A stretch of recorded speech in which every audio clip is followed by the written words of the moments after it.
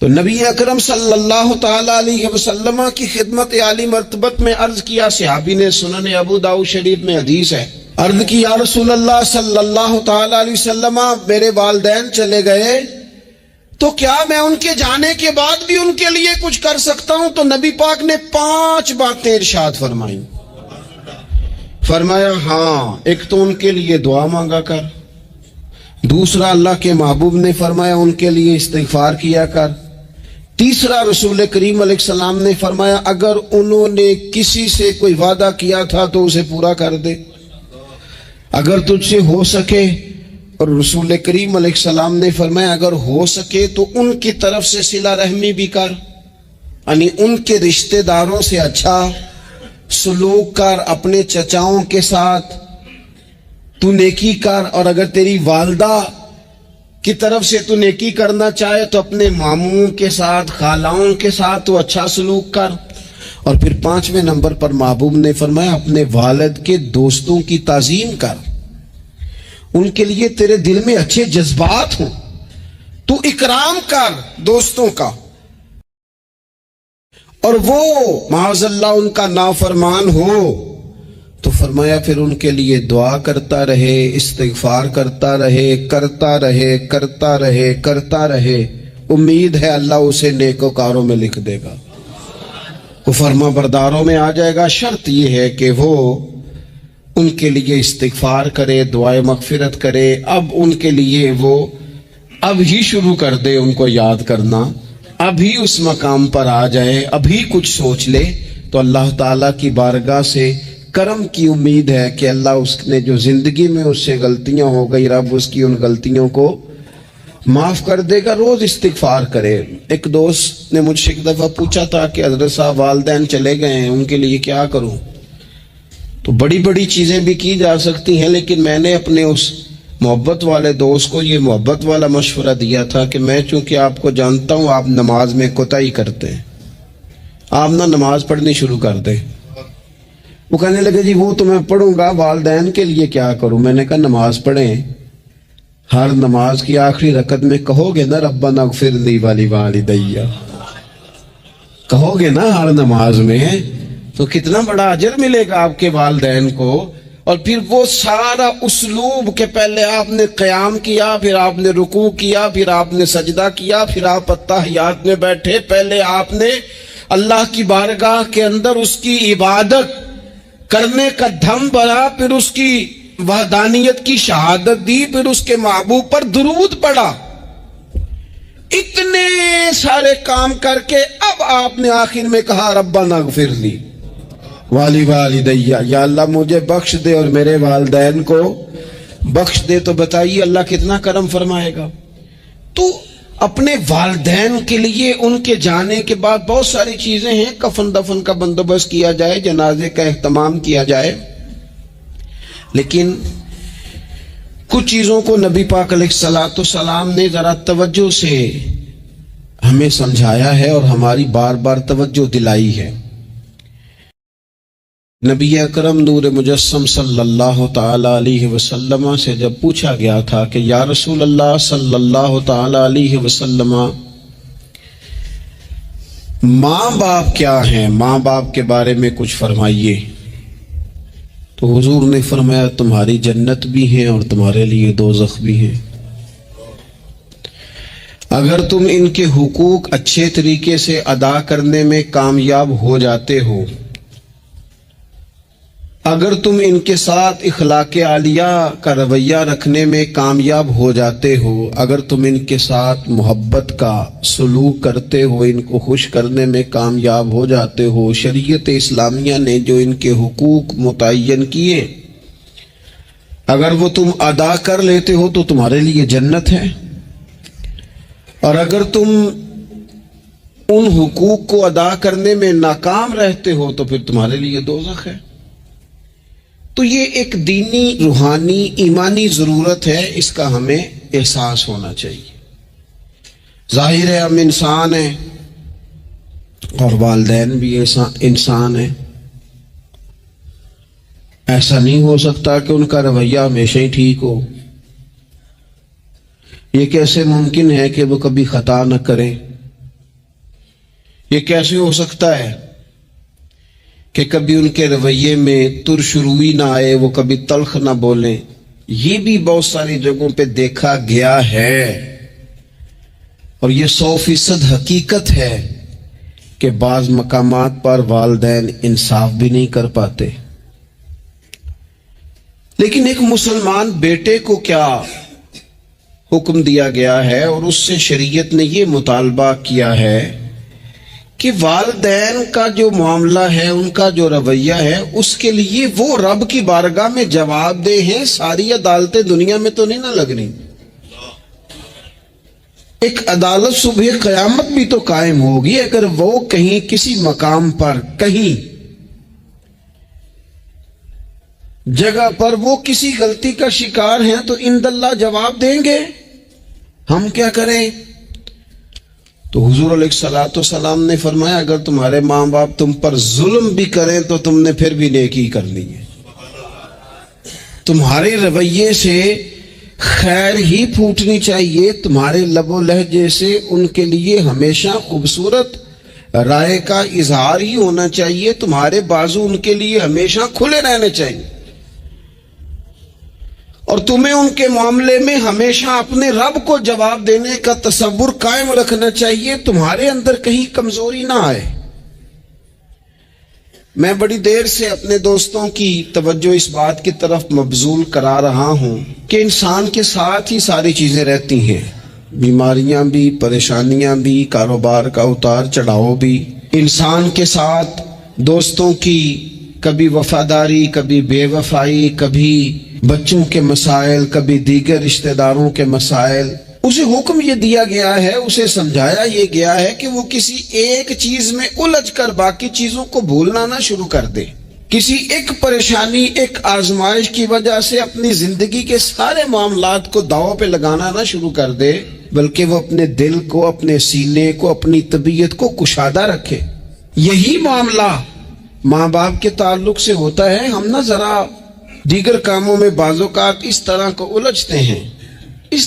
الجھتے ہیں کہ اپنی اس اہم ذمہ داری سے ہم نظریں ہٹا لیتے ہیں۔ میرے نبی اکرم صلی اللہ تعالی علیہ وسلم سے ایک شخص نے یہ عرض کیا تھا کہ یا رسول اللہ صلی اللہ تعالی علیہ وسلم، میں نے نہ تیز دھوپ میں جلتی اور تپتی ہوئی زمین پر کئی میل کا سفر اپنی ماں کو اٹھا کے اس طرح کیا ہے کہ میرے پیروں میں جوتے نہیں تھے۔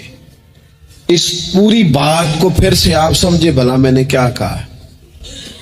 یعنی گرم زمین پر گرمیوں میں چلنا ایک انتہائی مشکل کام ہے، اور پھر گرمی اگر عرب شریف کی ہو اور صحرائی علاقہ ہو، اور پھر آپ نے ایک شخص کو بھی کندھوں پر اٹھایا ہوا ہو۔ یا رسول اللہ صلی اللہ تعالی علیہ وسلم، گرم موسم میں گرم ریت پر ننگے پاؤں ماں کو اٹھا کر میں نے میلوں کا سفر کیا۔ خدا را میری بات کو تقریر نہ سمجھنا، یہ ایک غلام نے اپنے نبی سے سوال کیا ہے۔ اس سوال کی لذت کو محسوس کریں اور پھر جواب کا حسن ملاحظہ کریں۔ عرض کی حضور، پڑھا میں نے سنا ہے کہ ماں باپ کی خدمت کا حق ادا کرنا چاہیے، تو وہ میں کوئی حق ادا کر سکا ہوں، کوئی خدمت کر سکا ہوں؟ اس نے کہا میں نے میلوں ننگے پاؤں تپتی زمین پر صحرا میں سفر کیا ہے۔ تو محبوب کریم نے بھی اسے سبق یاد کرایا۔ اس نے اپنی طرف سے خدمت بتائی تھی تو حضور نے ماں کی شفقت بتائی۔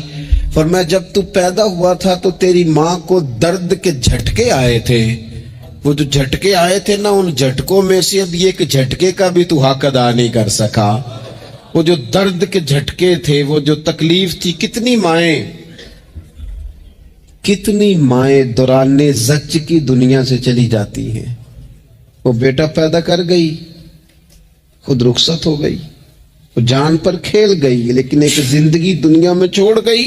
لیکن کیا کبھی ایسا ہوا ہے کہ کسی ماں نے کہیں کھڑے ہو کے کہا ہو کہ اوہو میں نے بڑا کام کیا ہے، میں نے بڑی خدمت کی ہے، میں نے یہ کیا ہے، میں نے یہ اعزاز دیا ہے، لیکن بچے تھوڑا سا کر کے نا، آپ نے ناراض نہیں ہونا، میں نے اپنے کانوں سے یہ باتیں سنی ہیں کہ جی الحمدللہ میں نے ابا جی کو حج کرایا ہے، شکر ہے اللہ کا جی ابا جی میرے پاس ہی تھے جی، باقی بھائیوں کے پاس نہیں تھے۔ تو ابا جی کس کے تھے؟ پڑوسی نے حج کرانا تھا، آپ کے پاس تھے نا، تو آپ کے والد ہی تھے نا۔ آپ نے یہ 20 مرتبہ بتایا ہے کہ والد کی میں خدمت کرتا ہوں، میرے پاس رہتا، یہ بھی بتاؤ کہ ابا نے مجھے حصہ کتنا دیا ہے۔ ساتھ یہ بھی بیان کرو کہ صرف ابا ہی میرے پاس نہیں رہتا، میں نے بھی ساری زندگی باپ کے پاس ہی گزاری ہے۔ اس نے بھی کبھی کہا تھا چاروں میرے پاس ہوتے ہیں، پانچوں میں نے رکھے ہوئے ہیں۔ کیا مذاق ہے، کتنی چھوٹی سوچ ہے۔ اپنے والدین کے ساتھ بڑا رویہ عمدہ کیا جائے، کبھی نہ الجھنا۔ خبردار، ایک مقام پر ماں باپ کی نافرمانی کی جا سکتی ہے، وہ کب؟ جب وہ آپ کو دین کے مخالف چلنے کا کہیں، جب رب و رسول کی مخالفت کا معاذ اللہ کہیں، اور مسلمان والدین یہ کبھی کہہ سکتے نہیں۔ باقی ہر کام میں ان کی فرما برداری ہے، ان کی خدمت ہے، ہر جائز کام میں ان کی بات کو تسلیم کرنا ہے۔ بلکہ حضرت اسماء بنت ابی بکر صدیق، حضرت صدیق اکبر رضی اللہ تعالی عنہ کی صاحبزادی ہیں، انہوں نے ایک دفعہ نبی پاک علیہ السلام کی خدمت میں ایک سوال بھیجا تھا، عرض کی یا رسول اللہ صلی اللہ تعالی علیہ وسلم، ماں مشرکہ ہے، اللہ رسول کو نہیں مانتی، معاذ اللہ، ماں مشرکہ ہے، تو حضور وہ مجھ سے ملنا چاہتی ہے، کیا میں اس سے حسن سلوک کر سکتی ہوں؟ تو نبی کریم نے فرمایا تیری تو ماں ہے نا، چل تو اچھا سلوک ہی کر، تو اپنا رویہ اس کے ساتھ ٹھیک رکھ، کیونکہ تیری والدہ ہے۔ میں آج حقوق والدین پر تقریر نہیں کرنے جا رہا، بس ایسے ہی مجھے خیال آیا۔ میں ایک دوست نے ایک سوال پوچھا ہے، مجھے اچھا لگا ان کا بات پوچھنا۔ انہوں نے یہ پوچھا ہے کہ اگر کسی شخص کے والدین دنیا سے چلے جائیں اور جانے کے بعد اسے احساس ہو کہ مجھ سے بڑی غلطیاں ہو گئیں، اسے احساس ہو کہ بڑی کوتاہیاں ہو گئیں، بڑی جگہوں پہ میں بھول گیا۔ بہت سارے لوگوں کو پچھتاوا ہوتا ہے کہ یار بڑی چیزیں تھی جو ہم کر سکتے تھے پر ہم سے نہیں ہو سکی۔ انہوں نے پوچھا جی کوئی اب بھی کوئی اس کا حل ہے؟ تو میں نے کہا ہے نا، ہم رسول رحمت کے ماننے والے ہیں صلی اللہ تعالی علیہ وسلم۔ نبی پاک صلی اللہ تعالی علیہ وسلم نے ارشاد فرمایا، الترغیب الترہیب میں حدیث موجود ہے، حضرت انس بن مالک رضی اللہ تعالیٰ عنہ حدیث کے راوی ہیں۔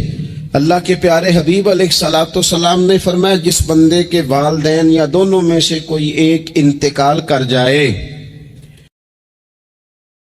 اور والد کے دوستوں کے اکرام کا تو اتنا بڑا درجہ ہے کہ حضرت ابو بردہ رضی اللہ تعالیٰ عنہ تشریف لائے مدینہ طیبہ میں۔ حضرت ابو بردہ مدینہ طیبہ میں تشریف لائے تو حضرت عبداللہ ابن عمر رضی اللہ تعالیٰ عنہ ان سے ملنے پہنچ گئے فٹافٹی۔ مصروف آدمی تھے حضرت عبداللہ ابن عمر، بہت بڑے مفتی تھے، لوگ ہر وقت مسائل پوچھتے تھے، حج کے سب سے زیادہ مسائل انہی کو آتے تھے، اور صحابہ میں ایک بہت بڑا مقام رکھتے تھے۔ حضرت عبداللہ ابن عمر فوراً حضرت ابو بردہ رضی اللہ تعالیٰ عنہ سے ملاقات کے لیے پہنچے، اور پہنچتے ہی فرمانے لگے، آپ کو پتہ ہے میں آپ سے کیوں ملنے آیا ہوں؟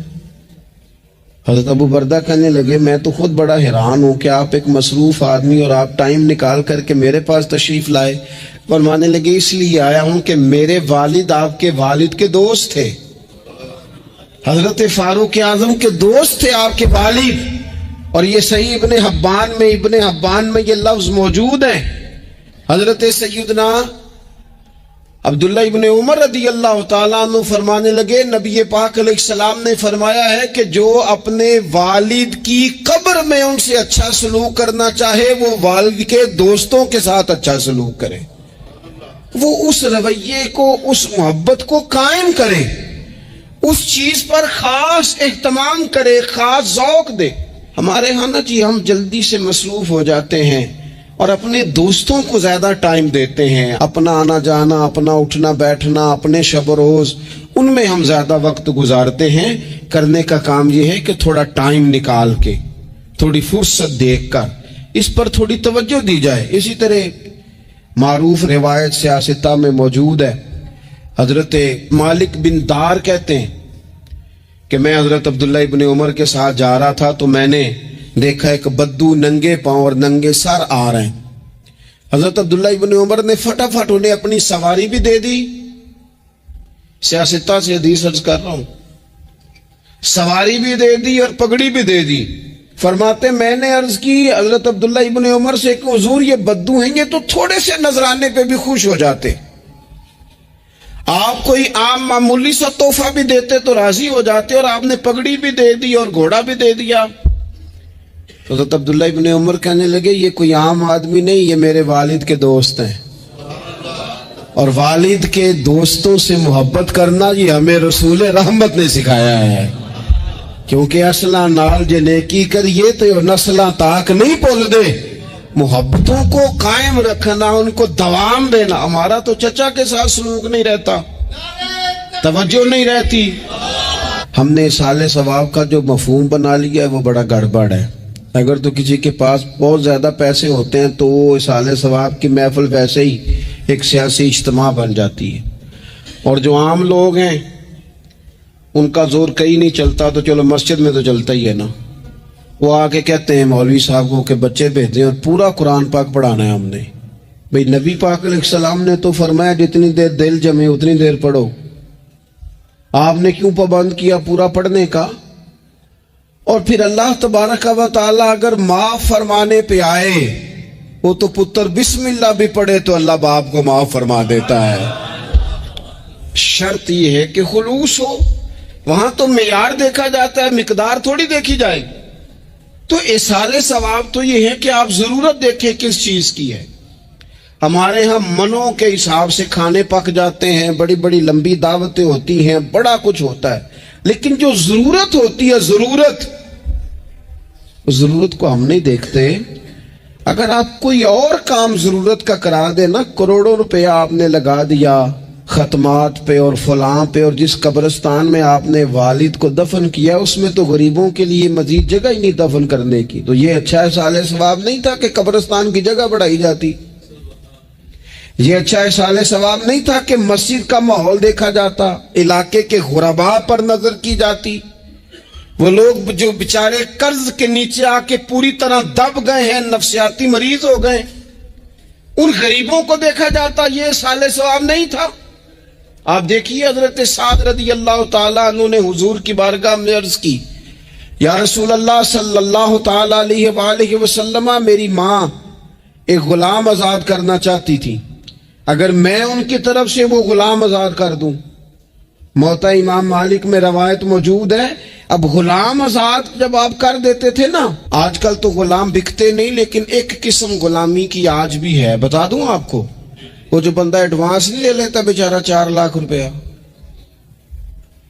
پھر اس کو تنخواہ بھی پوری نہیں ملتی، پھر اس کی جان بھی نہیں چھوٹتی، وہ کہیں اور جا بھی نہیں سکتا. بھئی آپ ایڈوانس دیں گے کسی کو، اس کو خرید تو نہیں نہ لیں گے، اس کی مجبوری تو نہیں نہ خریدیں گے، اللہ کو ناراض تو نہیں نہ کر لیں گے. آپ ایڈوانس دیں لیکن پھر اسے تنخواہ بھی تو اتنی دیں جتنی معاشرے میں روٹین سے ہوتی ہے.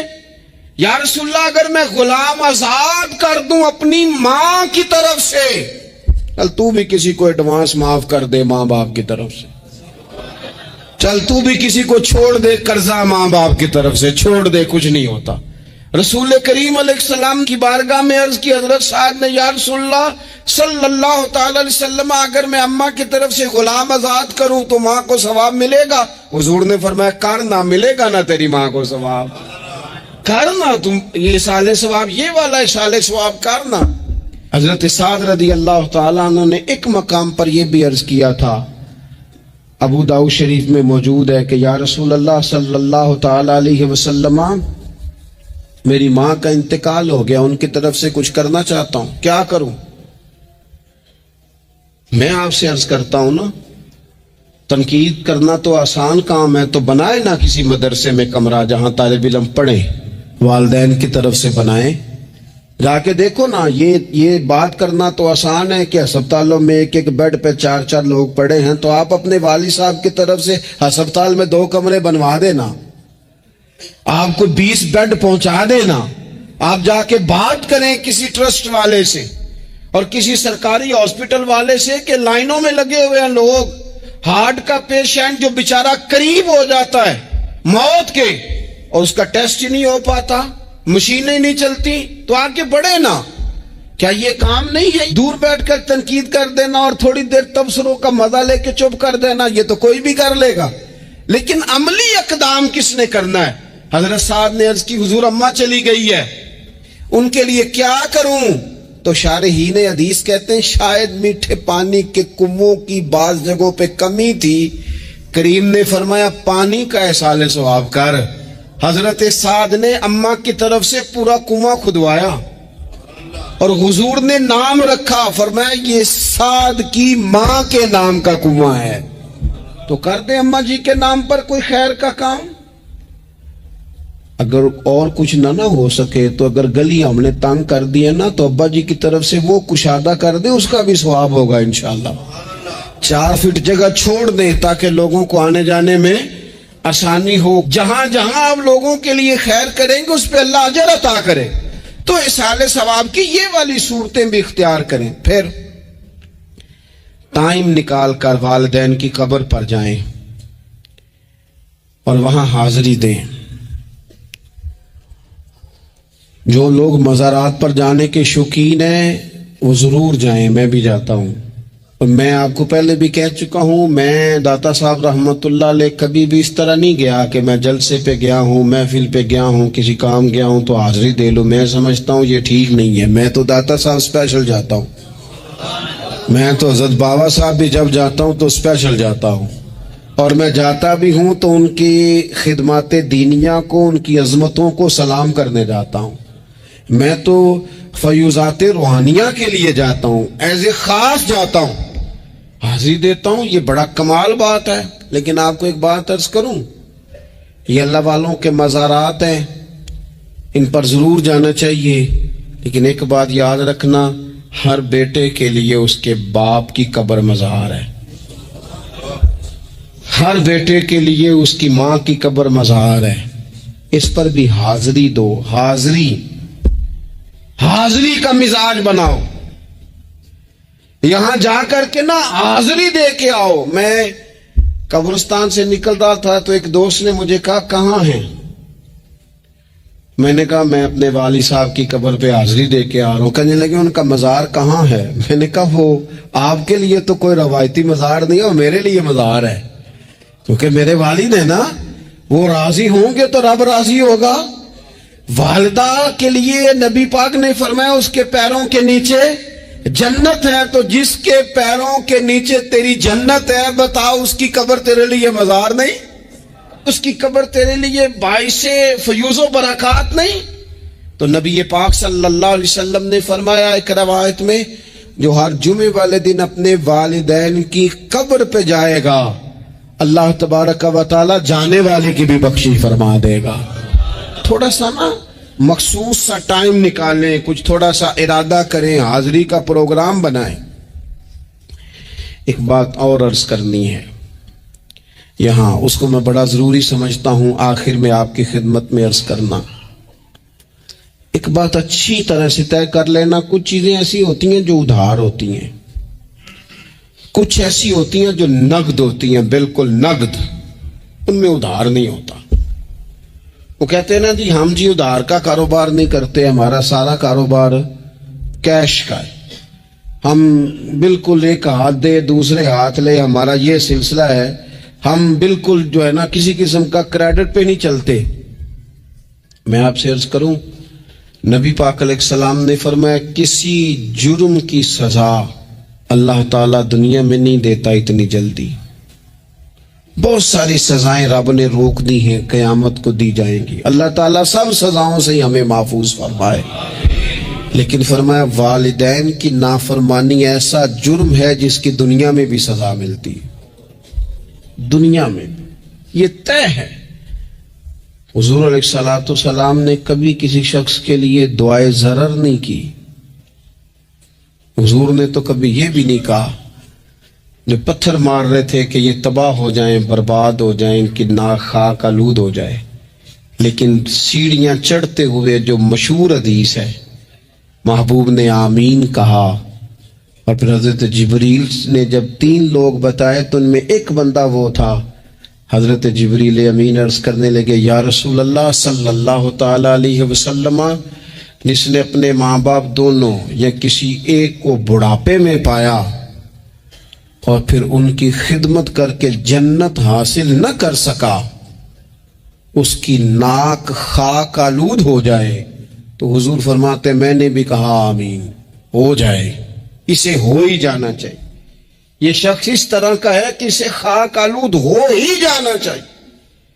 کبھی بھی زندگی میں اپنے والدین، کیا ہمیں دعا سکھائی قرآن پاک نے، کہا وَقُلْ رَبِّ ارْحَمْهُمَا كَمَا رَبَّيَانِي صَغِيرًا. آپ کہیے، آپ یہ دعا کیجئے کہ اے میرے پروردگار ان دونوں پر رحم فرما جنہوں نے بچپن میں مجھے پالا، ان دونوں پر رحم فرما. اپنے والدین کے لیے اپنے تھوڑے سے دل کو بڑا کریں، کچھ چیزیں اپنی زندگی میں طے کریں، کچھ معاملات اپنی زندگی میں. ہمارے ایک استاد تھے گجرانوالہ میں، نام لیتا ہوں، حضرت مفتی عبداللطیف صاحب رحمۃ اللہ علیہ، یہ حضرت محدث اعظم کے شاگرد ہیں، اور اعلیٰ حضرت کے بڑے صاحبزادے حضرت حجت الاسلام مولانا حامد رضا خان صاحب رحمۃ اللہ علیہ کے یہ شاید واحد مرید تھے ہمارے شہر میں، مفتی عبداللطیف صاحب قادری حامدی. گجرانوالہ میں شاید کوئی شخص ہو جس نے گجرانوالہ میں پڑھا ہو تو وہ حضرت کا شاگرد یا شاگرد کا شاگرد. یہ ان کی زندگی تھی. ان کی والدہ کی بڑی لمبی عمر ہوئی تو ان کے بعض کلاس فیلو نا استاد صاحب کہتے ہیں مجھے مذاق کرتے ہیں. وہ کہتے رات کو محفل پہ آنا ہے تو استاد جی کہتے میں امی سے پوچھ کے بتاؤں گا. تو کہتے آپ کیا بات کرتے ہیں، اتنی آپ کی عمر ہو گئی، بچے آپ کے بڑے ہیں، پوتے آپ کے، پوتیاں نواز، اور ابھی بھی امی سے. فرماتے اماں بوڑھی ہیں، ضعیفہ ہیں، میں نہیں نہ ہوتا تو پریشان ہو جاتی، دیر سے آتا ہوں تو سو نہیں پاتی، امی سے پوچھ کر بتاؤں گا. او دوستو، یہ لوگ شاید آج اسی لیے ان کے مزارات سے خوشبو زیادہ آتی ہے، شاید اسی لیے لوگ ان کا نام ممبروں پہ لیتے ہیں، جمعوں میں تذکرے کرتے ہیں، شاید اسی لیے ان کے لیے دعائیں زیادہ ہوتی ہیں، شاید اسی لیے ان کی اسناد زیادہ چلتی ہیں. کیا میرے رسول کریم نے فرمایا؟